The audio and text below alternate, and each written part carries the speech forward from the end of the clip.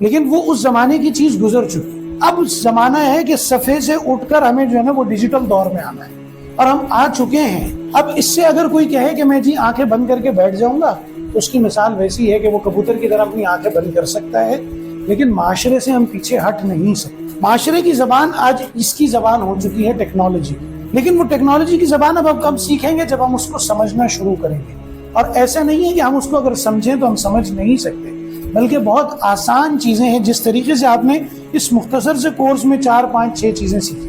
مجھ سے اکثر ساتھی پوچھتے ہیں کہ آپ یہ کورس علماء کو کراتے ہیں، اس کا فائدہ کیا ہوتا ہے؟ میں کہتا ہوں اس کا صرف ایک بنیادی فائدہ یہ ہوتا ہے کہ جب اس درسگاہ میں آنے کے بعد اور 2-4 ماہ اس درسگاہ میں لگا کر جب طلبہ واپس جاتے ہیں تو اس مشین کا جو خوف دل میں ہوتا ہے وہ نکل جاتا ہے. کچھ آیا یا نہ آیا وہ اگلی چیز، لیکن پہلی چیز یہ ذہن سے نکل جاتا ہے کہ یہ ہم جیسے ہی انسان اور ہم جیسے ہی لوگ اس کو استعمال کر سکتے ہیں. مسلمانوں کو پاس قوت اختیار کرنے کے لیے پرانے زمانے کے اندر جب جنگیں ہو رہی تھیں تو ان جنگوں کے اندر جیسے غزوہ خندق کا موقع آیا تو کفار نے جب مسلمانوں کو چاروں اطراف سے گھیرنے کی کوشش کی تو غالباً حضرت سلمان فارسی رضی اللہ تعالیٰ عنہ تھے جو آئے حضور پاک صلی اللہ علیہ وسلم کو اور کہا کہ ہمارے ہاں ایسا ہوتا تھا کہ ہم خندقیں کھود کے اپنے آپ کو حفاظت میں لے لیتے تھے.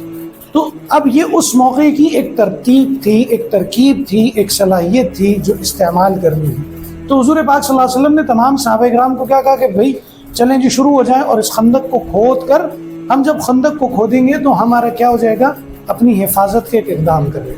اب یہ خندق کھودنے کا طریقہ کار کہیں قرآن میں نہیں لکھا ہوا، کہیں حدیث میں نہیں لکھا ہوا، لیکن ایک وقت کی ضرورت تھی اور اس ضرورت سے مسلمانوں کی حفاظت مقصود تھی.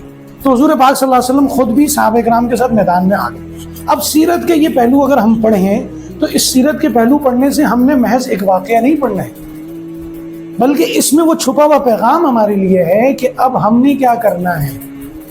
تو زمانے کے لحاظ سے مسلمانوں کی ضرورت اور مسلمانوں کے تحفظ کے لیے جو کام کرنے کے ہیں وہ تبدیل ہوتے رہتے ہیں. ہر زمانے میں ایک جیسا نہیں رہے گا. جس دور میں احادیث کو جمع کرنے کا کام تھا اور ان کو ایک معیار پہ لانے کا کام تھا اور ان کی کتاب جمع بندی کرنی تھی، تو اللہ پاک نے دنیا کے اندر محدثین کو بے پناہ طور پہ بڑے بڑے محدثین کو پیدا کر دیا جنہوں نے اپنا یہ کام سر انجام کر کے آج ہم تک پہنچا دیا، کتابی شکل میں بن کر ہمارے پاس آ گئی. اب اس نے اس کے اوپر کسی نے حدیث کے اوپر کوئی تحقیق کرنی ہے، کوئی اور تخریج کرنی ہے، کوئی آگے کام کرنا ہے، وہ آگے کرنا ہے. یہاں تک بات ہو گئی یہ حدیث صحیح ہے، یہ ضعیف ہے، یہ سند، یہ سارے کام.